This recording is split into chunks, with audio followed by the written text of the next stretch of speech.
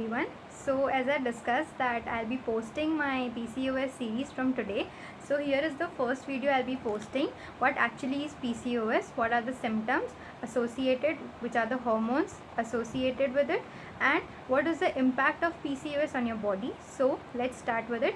PCOS is polycystic ovary syndrome. Okay, it's a kind of medical condition which affects the female's hormonal levels. It disrupts the functioning of the reproductive organ, which produces two hormones, basic female hormones, progesterone and estrogen. Okay, these hormones help in regulating the menstrual cycle of the female. When there is insufficient or overproduction of these two hormones, it may lead to PCOS. आपको अभी मैं discuss करते करते ये बताऊंगी कि कौन से 3 बेसिक हॉर्मोन्स हैं जहाँ पर जिस वजह से PCOS में इतना फ़र्क आता है. Okay, so the first hormone is androgen. Androgen is a male hormone, लेकिन फीमेल्स की बॉडी भी थोड़ा बहुत एंड्रोजन प्रोड्यूस करती है. तो जो फीमेल्स में PCOS होता है वहाँ पर एंड्रोजन का जो प्रोडक्शन है वो इंक्रीज़ हो जाता है. ओके, जिस वजह से आपको एक्सेसिव फेशियल हेयर ग्रोथ दिख सकता है, आपको बालनेस दिख सकती है, और आपको सबसे इम्पॉर्टेंट जो चीज़ है वो है कि इनफर्टिलिटी के चांसेस दिखते हैं. मतलब you will find complications in getting pregnant. Okay, the second hormone is progesterone. जो इफ़ you have PCOS, तो you will see low levels of progesterone in your body. Okay, irregular periods या फिर delayed periods for a long span of time, या फिर unpredictable periods हो सकते हैं. The third is the insulin. वो आपके ब्लड ग्लूकोज लेवल को मेंटेन करके चलता है, लेकिन जिन भी फीमेल्स में आपको PCOS देखने मिलता है वहाँ पर यू विल नोटिस कि insulin is not reacting in the same way it was suppose to react. Okay, so these were the 3 hormones. We will go towards the symptoms. बहुत ही बेसिक सिम्टम्स मैं आपके साथ डिस्कस करूँगी. Symptoms definitely हर female to female vary करता है, लेकिन जो बेसिक सिम्टम्स है वो है, first is that irregular periods. Of course irregular हो सकते हैं, इनफ्रीक्वेंट हो सकते हैं, डिलेड पीरियड्स हो सकते हैं. सेकेंड इज़ एक्सेस एंड्रोजन के ओवर प्रोडक्शन है मेल हार्मोन्स का. फिजिकल अपीयरेंस में चेंजेस आएंगे, अनवांटेड पार्ट्स पे आपके हेयर ग्रोथ दिखेगा आपको. And third is polycystic ovary. As the name suggest कि ओवरीज जो है वो एनलार्ज हो जाती है.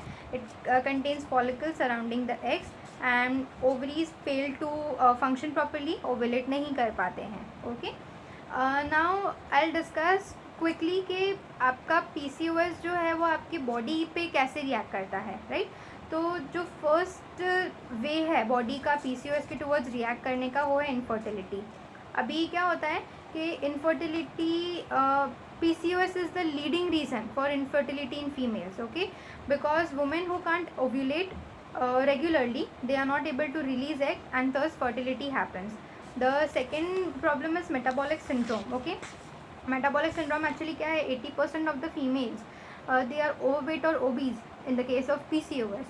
तो उसके साथ में और भी रिस्क एसोसिएटेड होते हैं, जैसे कि high BP, high sugar levels, high cholesterol levels, LDL which is the bad cholesterol, and low HDL which is the good cholesterol.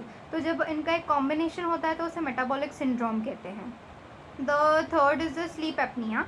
जब आपको रेगुलर पॉजेज होते हैं ब्रीदिंग के वाइल स्लीपिंग, तो it interrupts your sleep, and that is why people who are obese and having PCOS they have high risk of sleep apnea. Okay, the fourth is the endometrial cancer. क्योंकि आपकी जो uterine की lining है वो thick होती रहती है, जिस वजह से वो मतलब if you don't ovulate so it sheds off its own and it gets thicken daily. तो उस वजह से एंडोमेट्रियल कैंसर होने के चांसेस रहते हैं. And the last is the depression, जिसको इतना कंसिडर नहीं किया जाता, but it is very important. It affects the females life very badly, because she first reason is infertility, the second is excessive hair growth unwanted parts पे, third is sleep apnea. ये सभी चीज़ें एक female की body पे जब असर करती है एक साथ में, तो she will feel lost, she will feel depressed. तो ये सभी चेंजेस आपको देखने मिलेंगे जब PCOS आपकी बॉडी में होता है. तो in the and I sum up saying that PCOS can disturb your menstrual cycle very much, and it definitely makes you very harder for the female getting pregnant. So the basic solution I will suggest is lifestyle intervention only, and you should really make it as a part of your treatment. Medications are obviously important, but then diet and exercise together in a combination can really help you cure yourself with PCOS. Okay, I will tell you in the coming videos that how can a simple diet can make you more much more happier, and it will lead towards the goal of yours. So I hope the video was clear. I try to make it as much short as I can and as much useful as I can. मैंने काफ़ी layman language ही use किया है ताकि आप लोगों को easily समझ आ जाए. मुझे इसको ज़्यादा स्ट्रेच भी नहीं करना था बिकॉज एक बेसिक सा वीडियो था कि PCOS एक्चुअली होता क्या है. सो मेरा जो नेक्स्ट कमिंग वीडियो रहेगा वहाँ पर I discuss the most important part of PCOS के वेट गेन क्यों होता है, क्यों वेट में चेंजेस आते हैं और कैसे आपको वेट मेंटेन करके चलना है in the time of PCOS. Okay, when you have PCOS.